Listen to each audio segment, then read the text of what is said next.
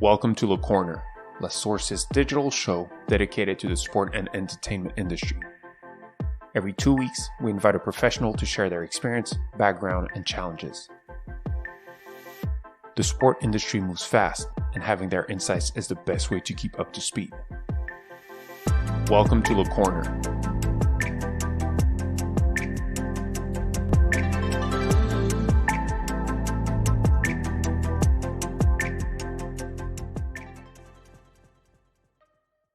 Welcome to another episode of The Corner.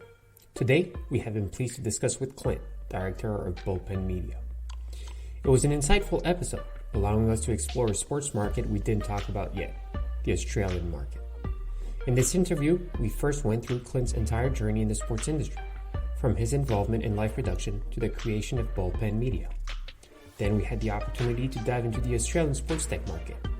Lots of great learnings. Hope you like it.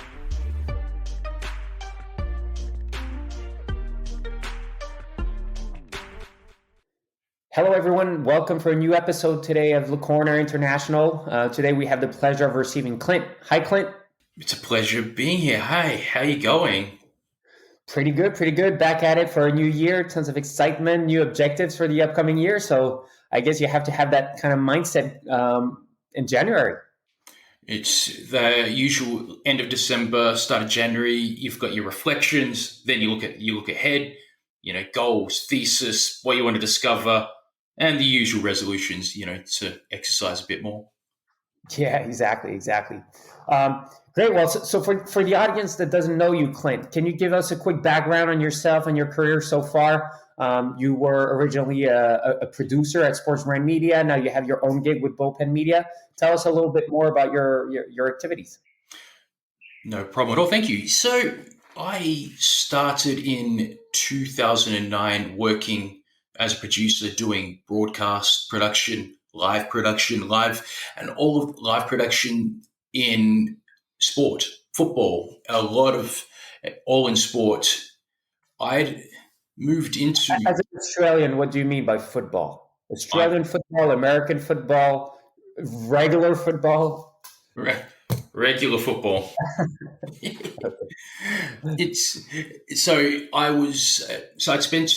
I worked in production for a few years, producing magazine shows, doing live productions, not just in football. I did some tennis and various other sports and assignments, going off on production assignments, either overseas or working on magazine programs within Australia.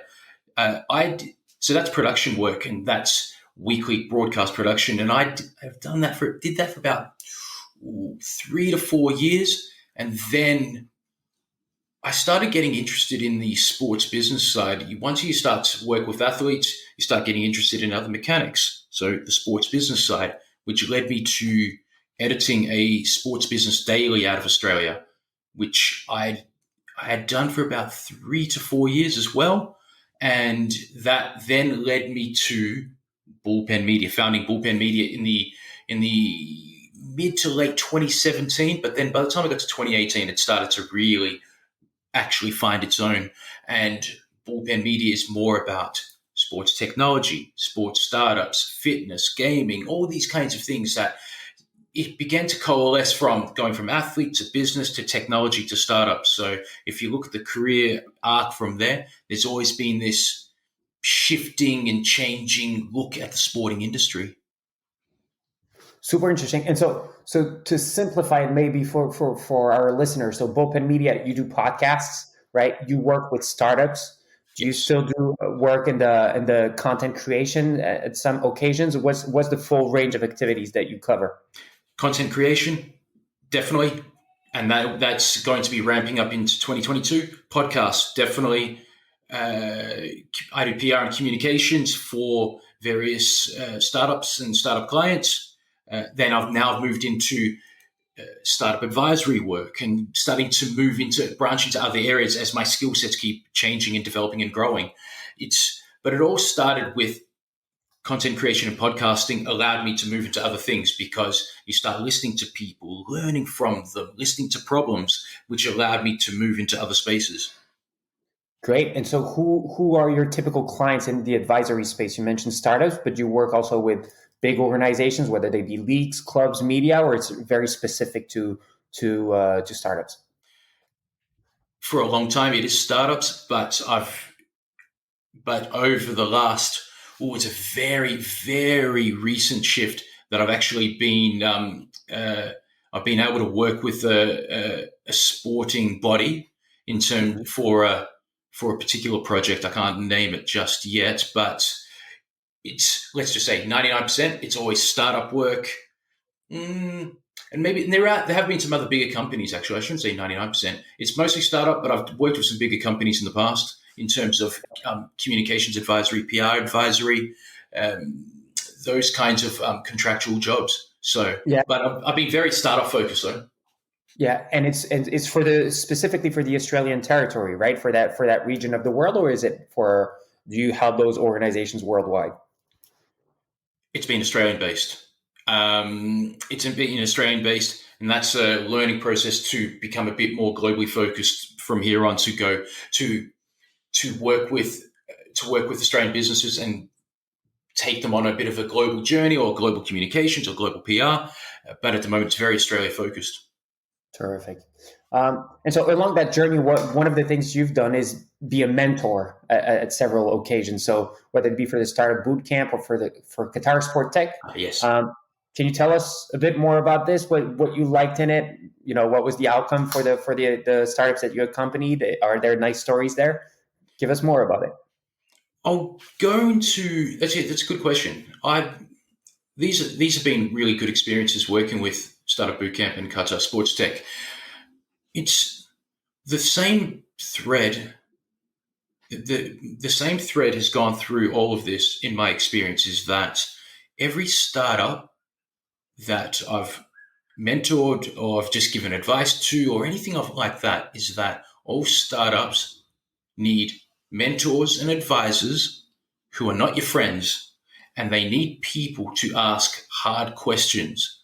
So every startup needs that independent person to oversee them, support them, but ask hard questions, because startup building is very chaotic. Many jobs, tasks to handle, finances probably are a bit thin at the moment as you're trying to raise. So it feels like you're all over the shop.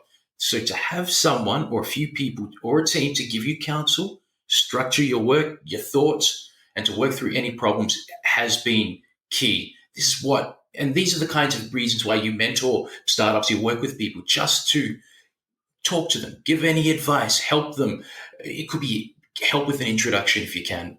And this has been the same thread that's gone through anything I've done with Startup Bootcamp or Qatar Sports Tech over the last few years. Yeah, and that's a good point, actually, because very often organizations look and mentors to commercial introductions only, but there's so much more that has to be done before the commercial introduction, which is kind of the end result of a whole process of how you work on your marketing, communication, PR, product, strategy, etc. That then leads to having a good messaging to actually go to market and benefit from those actual introductions. Absolutely. It's good messaging, being clear.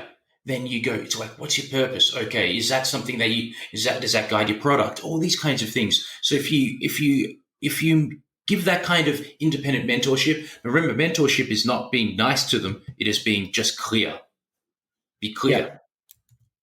And do you have some good stories that are starting to pop up of organizations you've been working with in some kind of way in the recent years?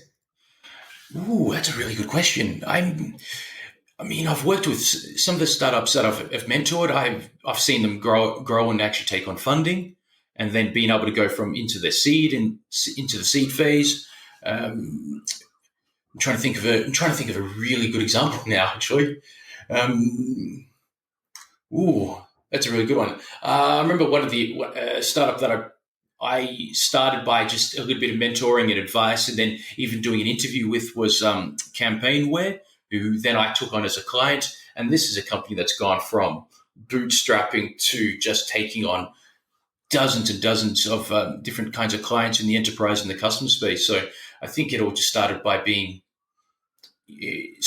just supportive, and then you start to realize that they might need some independent advice and there's some problems to solve, And then that actually then moved into a bit more of a client relationship where I started to become a supporter of them. Yeah, yeah.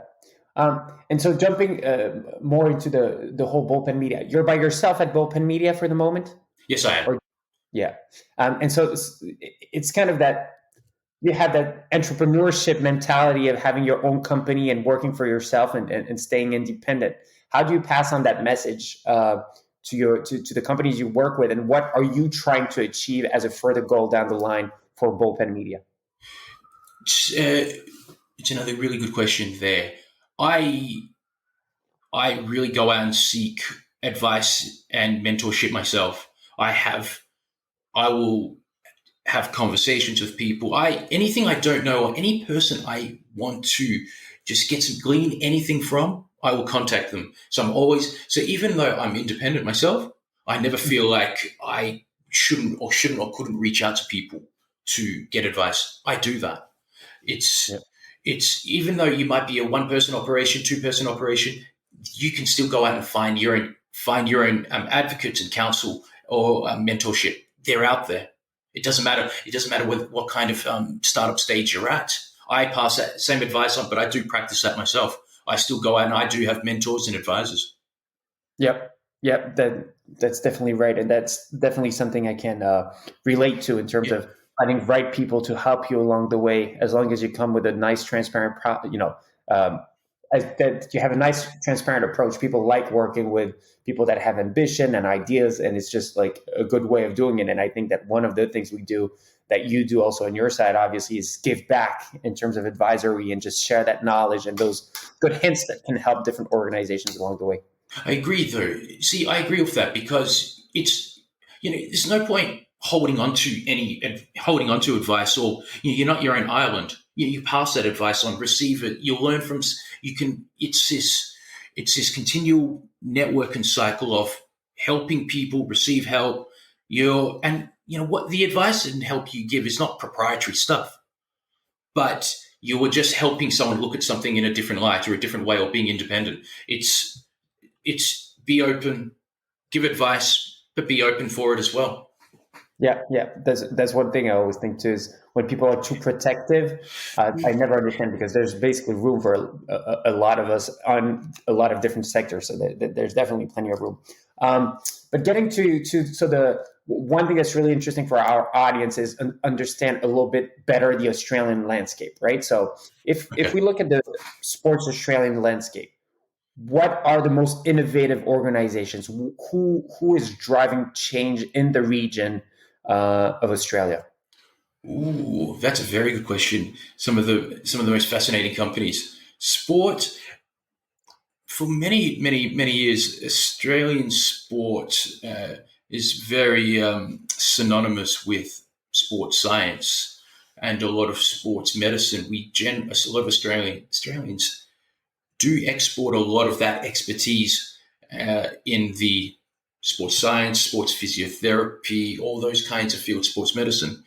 So that therefore, the most common company that people tend to there from there is they go Catapult. That's probably one of the more famous Australian sporting companies based on the pedigree of research, sports science, and athlete and player tracking. That's one of the bigger ones. Now let's have a look at let's have a think about some other ones. You got Volt, and then on that tip, you've got Volt Performance. They do a lot of muscle stress testing, and they've taken on a lot of clients through Europe, UK, North America, again on this sports science tip. Yeah, and the other way around, for the CEO of a startup listening to us, who should he address if he wanted to penetrate the Australian market? Like in Europe, a couple of examples to help shape my question. Okay. Working for American organizations on our side, one major difference between the European market and the American one is that European market is fragmented, and that in the US, it's mostly the big leagues who have the power. In Europe, it's actually the broadcasters who acquire the rights and who create so much dependency that have a lot of the influence in what's going on in Europe, right, in terms of sports. So that's one major difference. What does the Australian market look like in terms of influence and who to talk to as a startup? It's an interesting question because for a long time, the Australian sporting market and landscape pretty much reflected a very UK type of structure. It still holds very true, but then the way it runs now, there's a lot of independence. So there's a bit more of an Americanization. It's almost a hybrid in some ways. It's almost a hybrid. But if you're going to, you can go club to club to club if you wanted to test out particular products, or if you're talking something like a cricket or something like that, the governing body, which is Cricket Australia or something like that, or even a state-based one. They generally become the go-to as well. So it's a cross between governing body, league, club. There's no set way because those are the three ways. So it's usually club-based, governing body, and then it's say organizational league-based, so league or head office-based. I've seen good use cases out of companies doing all three. Yeah, interesting. And because the one thing I can always relate to as you're penetrating Europe, right? If you want to look at a league, Bundesliga would typically be a very good organization to target because they're innovative. They're structured in a way that can receive innovation, grow the innovation. So that was a bit of a sense of my question. But the answer seems to be Cricket Australia are quite a dynamic league. Cricket Australia is very Cricket is very open and dynamic for a lot of technological infrastructure change, experimentation. See something like a cricket. We'll see if it's like a Bundesliga example where start at the top down. That's how the governing body works. Whereas you look at various other football leagues in Australia, is that generally it'll be go for club by club by club. Can you find a use case per club per club per club? It doesn't generally happen at the league level down. So there's a bit of flexibility, and it's a bit of flexibility there. Yeah, that's very European-like, right? It's not the NBA taking it all for all the clubs. It's obviously all the clubs are independent and make their own decisions, and there's not that much of a common league effort for all the clubs in the kind of model that the NBA has a team business operations team, right? Yeah, that's right. Great. And what about Australian football, right? Because that's always something from a European perspective or American perspective that's very unique. Yeah. But I know that it's definitely a very popular sport. What's the dynamic like around a sport like that in Australia? Do they have the room to be innovative, or because it's kind of a one country sport? There's not that much change coming from that type of league. It's just culturally, culturally very, very big in Australia. It's an interesting use case. It's a good question. It's interesting because by being a closed league and native to Australia, is that it allows you to have a lot of experimentation, but comes with a lot of experimentation means a lot of change and a lot of, if something doesn't work, you can stop it, go to something else. I know you look at something like the Australian Football League; they've experimented with esports and gaming, and they've dropped that. They will experiment, and then if it works, we keep it. If not, we move on. It's a lot of it leaves you open to experimentation, but it does allow the clubs within the Australian Football League room to innovate into themselves. So whether that's going to be in the analytics space or sports science space, or it could be in data or data capture or gaming, but very much in the fitness and sports science space, it doesn't leave the clubs room to experiment into themselves. So it's very closed, but very hybrid as well. Yeah, interesting. And just also to help from a European perspective, shape what's the size of the market in Australia. How big would a cricket team or an Australian football team or even a football team for that matter be? Like, what would you compare it to? Is it like the top teams are like tier 1 clubs in Europe, or are we looking more like, tier 2 clubs in Europe, and a first division football? Like what kind of size and what kind of budget do those type of organizations have? They're not huge budgets. Like, I could be pretty frank with that. They're not huge budgets. Profits aren't only certain clubs. This is something in Australian sport in general, is that not a lot of clubs are profitable.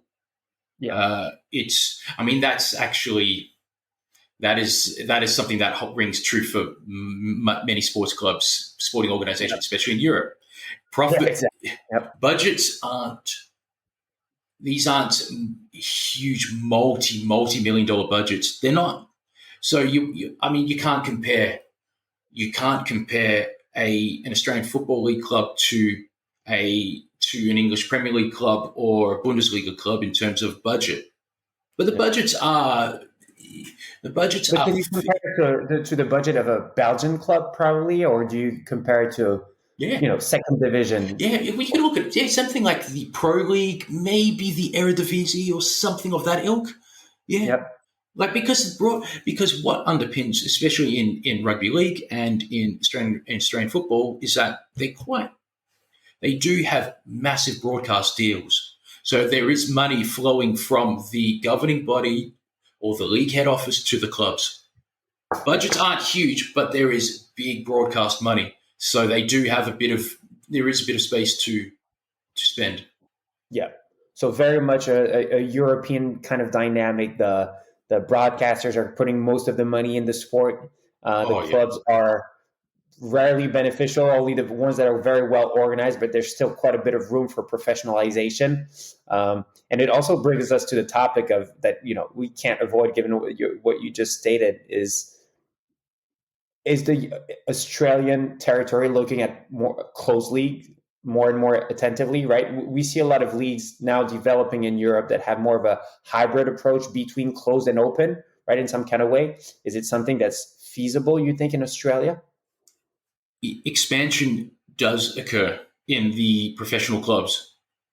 If I look at some of the major sports in Australia, so you look at the NRL, the Rugby League, Australian Football League, they haven't expanded for about a decade. The A-League. Expansion does occur, but it's very expensive. It's quite a loss maker. Expansion is a big loss maker. It's and you have private funding coming to Australia of big big VCs or private equities firms that actually come and start spending money like we have in Europe. Well, there is actually a recent occurrence in Australia where Silver Lake put in 140 million Australian dollars. I think it's 140 million Australian dollars. They should be checking that into the A-League, which is the men's and women's national football leagues. Mm-hmm. So Silver Lake, I think their percentage, I'm pretty sure they took 33%. I think 33 for 140 million. Okay. Yeah, just for our audience, just to compare it, I think that in France they're looking for 1 to 1.5 billion for something closer to 15% of the league. So just in terms of scale, that's an important comparison point. It's such a good use case, and it's actually a really good question to bring up. Where it's even in New Zealand now, where the New Zealand and the New Zealand Rugby Union, I don't know if they have done it, but they were going to take on investment from Silver Lake as well. They sure did. Yep. Yes, that's right. See, that's something that actually we can talk rugby between yourself and myself, and you being in France. That there is interest in a bit of there is private equity interest, but there's usually, for a long time, there's always been a lot of reticence because, well, it's key. You've got tradition, and then you've got, you need to unlock some finances, and usually, quite often, tradition does win out over this part of the world. But now we've come up with two use cases where private equities have come in and taken pretty decent ownership stakes in two sporting properties here. Yep. I think that one thing that is interesting is beyond the fact that it's private money, et cetera. It's just a kind of mindset that private money might bring to those governing bodies, at least in Europe, in terms of, like innovating, moving forward, literally looking for new revenue streams versus just keeping the keeping the league running in its usual way, not driving change in any kind of way. I think that private mindset might be very beneficial in terms of making those leagues bigger, making those leagues smarter, and working with clubs and a lot more of similar examples. It's a lot of cash burn because a lot of money needs to go into the grassroots all the way up to the elite. So there's always a lot of cash burn, but there's ultimately sport is still struggling to come up with revenue streams. So this is why private equity it will be helpful. Maybe it helps to unlock other revenue streams. Sport still struggles to come up with revenue streams outside of the usual big 5 or 6, which is hospitality, ticketing, sponsorship, broadcast, maybe licensing. There's only usually a handful. Now we're starting to see some shifts and changes. Maybe some private equity money will help to spark that kind of thinking. But it does, sport, especially in Australia, does struggle to come up with revenue streams outside of the traditional big 5 or 6. Yep. And the other thing is, private equity is very interested by the top line. And I think that's something that's also really interesting in terms of generating profit beyond just relying on the money from broadcasters, which we know is now at a point where it's starting to be kind of capped. By the way, Clint, right now is the Australian Open period. Definitely one of the organizations in Australia that have been pushing the limits of what can be done in terms of innovation and just hosting a big event that has international reach. What are some of the cool stuff that they're doing? They really lean into so much innovation and data and technology and content and storytelling. They do it all. I mean, the most recent example this time is their NFT drop which blends physical and digital experiences. So they're doing that massive, that huge NFT drop. They lean into gaming and gaming tournaments. They I think this would be their 3rd or 4th year where they do that big Fortnite tournament. They have their own data center, so they are able to spin out content from all the data and analytics that they do that as a joint venture with the university. So they really go out and seek as many partnerships in the tech space, in the startup space. I think they were doing some work with Swing Vision, which is an AI mobile training app. So if you had to really push me for the organization or the governing body who's driving a lot of innovation in sport in Australia, APAC, or Australia, New Zealand, APAC, you'd be looking at Tennis Australia by a long way. So many things they will try it, and they will stick to it as well. Super interesting. Getting back to your own experience with the startups that you've worked with, what have you liked in the entrepreneur's mindset, right? What to you makes a great entrepreneur versus somebody that can just run a little company or that will see their startup fail? Ooh, I love this question.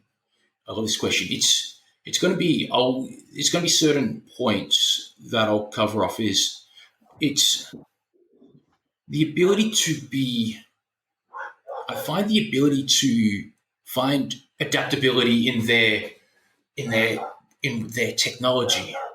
It doesn't have to be in sport, but it's having the successful ones are able to adapt to either market conditions, changes, or realizing that they can't be locked into one market. They've got to find the ability to know how to shift and change, or to find ways of adapting themselves to other markets is one of the big ones. I just find adaptability is one. And and also the usual being able to solve challenges and envision new ways of enhancing the sports experience or the gaming experience or anything like that. But quite often that comes back to the adaptability of tech. The successful ones are the ones that really know how to target the largest addressable markets and be really adaptable as well. It's not solving just a small problem for a small audience. It's knowing that can they can they really see the largest addressable markets of the technology or the product or service or whatever they're developing? Can they really see the largest addressable market for it? And do you have an example of that, whether it be a big successful entrepreneur that made it and showcasing those specific qualities that you mentioned, whether it be a very big organization or a smaller organization that you believe is just going to make it, but is just in earlier rounds of their development? See, that's a really good question. And there's an Australian-based company called Inspire Tech, who in the last week have announced they've raised $2.5 million, I think it's Australian dollars, 2.5 million Australian dollars seed round. It's a pre-seed or seed round? I think it's a seed round. And they look at mental health and well-being for athletes, whether it's at the professional level or at the amateur level or the semi-professional level. And see, now when we look at something like that, they say 2.5 million is not, it's in Australia, it's a fairly sizable seed round. But and just one thing that's also important to put out there, I think that when you're looking at a fundraise in the US versus and trying to compare it to Europe and Australia, I don't think is the right way to do it because it's very different markets. US go much faster than Europe, for example. I'm not sure about Australia, but my assumption is that it's relatively the same. And raising a lot of money, leads to having to do to make a lot of money very fast and additional pressure, and then you can be acquired at a certain price versus another, right? So there's a whole lot of elements that raising a lot doesn't mean that you're onto something good necessarily. It's sometimes you don't want to overcapitalize too. Who knows if 2022, if we see these kinds of issues with overcapitalization, who could say going forward? But so we'll go into Spytech just very briefly, is that because it's mental health and well-being for athletes and for athletes at the professional level down to the amateur level. See, we talk about athletes, so that's only that's a big addressable market into itself. People that play sports, whether it's emerging youngsters between the ages of, it could be youngsters from say 13 to 17, those that are striving to become professionals, or you could have college-based students. That's a really big addressable market. And then you've got professional athletes. See, that into itself is a big addressable market and user base. And then you look at the adaptability of it. This is me just thinking now. The adaptability of that kind of technology, because it's mobile-based, mobile app-based, and it means that you can actually go into other verticals. Health, fitness, wellness, and sport all work in concert, in sync, potentially. So something like mental health and well-being means you can really hit some big addressable markets than the ones that you're actually playing in right now. So I think that's an interesting, very recent thought and case study. Yeah, that capability for technology to just go beyond one vertical of sport and take the technology beyond is definitely something that's very powerful and that every startup should have in their back of their mind, because top line you can from the sports industry is just like capped, and it's a very difficult industry, and there might be easier money to go get in other industries. 100% agree. I could just suggest that you could do your early pilots in sport, but if you can find use cases outside of it, or at different enterprise levels, or do you find, again, adaptability is big. It always is. Yeah. And being now about 15 years in your professional journey, between 10 and 15. Yeah. If we take 2009 as a starting point, what would you tell your 18-year-old self to go faster, do better? What would it be? I was going to say invest in Netflix, but and keep going along, and more software companies know. That's hey, we'd all do that, but do you know what? Go faster. I run counter to that, actually. Patience. Patience and resilience are two things. As you grow older, one of the beauties of growing older is not the sore joints or anything, or the aches and pains. One of the beauties is the learning and experiences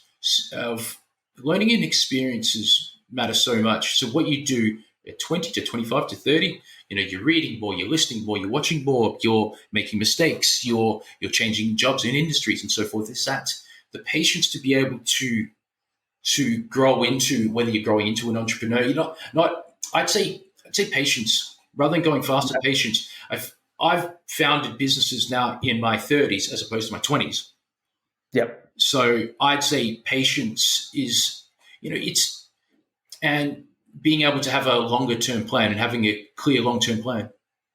Yes, yeah, that's definitely a point I can relate to, and that's actually a very good answer from my perspective, because I think that as you're young, you want to make it. Yeah. As you grow, you love the process of feeling closer of achieving your goals, right? And I think that that's an important one for the entrepreneurs that are listening. There's no wrong way. There's many brilliant entrepreneurs from the ages in their teens all the way into their 20s, and it's that fire and passion, and it's the ability to go in and break stuff and keep moving and being disruptive. Brilliant. Yep. It's brilliant. But I would just temper that by saying that be patient, you keep learning, keep listening, and you bring your youthful exuberance in. You keep that youthful exuberance, especially as you get older. But a little bit of patience. Not everything is going to happen now.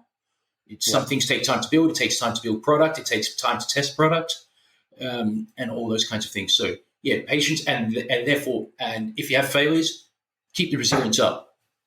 Yeah. And what are you building for yourself 10 years from now? I've got a couple of things. I'd like to, in 10 years from now, I'd like to see I'm developing my own thesis and my own investment thesis. So if a 10-year plan would be, I'd love to have my own small little fund where I'm able to put money into various startups, into various companies. So at the moment, build a thesis, test it, talk about it, write about it, produce content on it, and then we're talking 10 years. A small fund where I'm backing companies with my own conviction. Yeah, put the money also where your mouth is in terms of convictions, etc. That relates very well to having invested in Netflix, right? I think that's one thing that's really interesting is put your effort and put whatever you have in what you believe and believe in your intuitive insights in terms of business and what and give it a shot, try it. Yeah. It absolutely is, and I've set that as a 10-year goal. It'd be to talk about like what we're talking about now. To talk about sports, to talk about startups, stuff like that. Keep shaping a thesis to go. Can I then back dozens of companies, and that I think may be adaptable, may be able to respond to change, may be able to be creative, and all those kinds of things going forward. Yep. Very interesting. I think it is very helpful in tons of ways, and I think it will address a lot of questions from our audience in terms of whether it's from the Australian market perspective, whether it's from an entrepreneurship perspective. Just to conclude our exchange, is there any book, series, movie, anything that has inspired you extensively in the recent months that you would like to share to our audience? I can tell you about the last book that I've read, actually. Mm-hmm. So how about we go very recent? I can tell you the last book I read was Selling the Pig: The Final Days of EMI Records, which is I'm hugely fascinated by the music industry. I listen to too many things too often. Hugely fascinated by the music industry in general, the operations, mechanics of it. And this is a book of pretty funny book in some ways, of anecdotes and stories about how EMI, one of the major record labels, within 10 years, major label, and then within 10 years had evaporated through, let's just say some poor decision making. Yep. That's probably, and I find inspiration from it. I find it fascinating where businesses in very imperious positions can make poor decisions that is extremely costly extremely costly in just a matter of 5 to 10 years. We can look at, we can look at another company like Kodak or something like that. Companies that have the advantage and Pardon? There's a lot of those that aren't working. That like when you look at a Blockbuster and all of those guys, and Blockbuster's perfect. So many organizations that made very, very poor decisions that actually disappeared.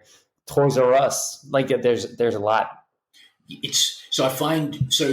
Why I get inspiration from that? Blockbuster and Toys R Us. So you look at the inspiration of why it's usually a failure to see what other people are seeing, failure to look at the audience, failure to adapt to technology, failure to be agile, failure to it's static decision making rather than risky decision making. So that's why I get inspiration from it.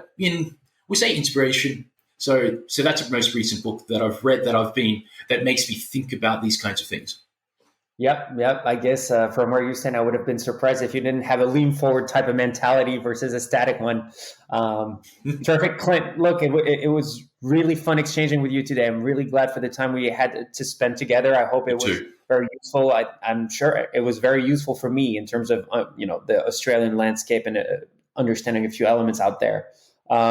Anything that we can wish for you in 2022? Anything that we can wish for? Wish for us.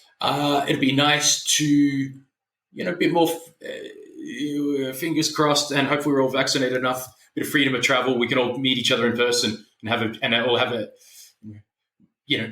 meet and talk to each other in person. Not necessarily avatar based, not necessarily metaverse based. I just want, it'd be maybe people say, "Oh, I'd love to visit Australia." It's like, oh, you know what? My wish is that. I'd love for people to come out here and enjoy Australia and vice versa. It'd be nice to come out and visit France and stuff like that as well. Not metaverse style just yet. Just maybe let us do it in person for a little bit more. Terrific. Thanks a lot, Clint. Thank you, everyone. Hope you enjoyed this episode. Don't hesitate to like, share, talk to your network if you enjoyed it. And we look forward to having you for the next one. Bye, Clint. Thank you so much. Thanks for listening to our podcast. We hope you enjoy it as much as we love creating them. If you like the episode, feel free to comment, rate, and share with people around you. You can visit our website, www.lastsource.io, to learn more about our activities. You will discover a wide range of articles and can subscribe to our newsletter to receive the latest tech and sports news in your mailbox every month. Stay tuned for new episodes. Le corner.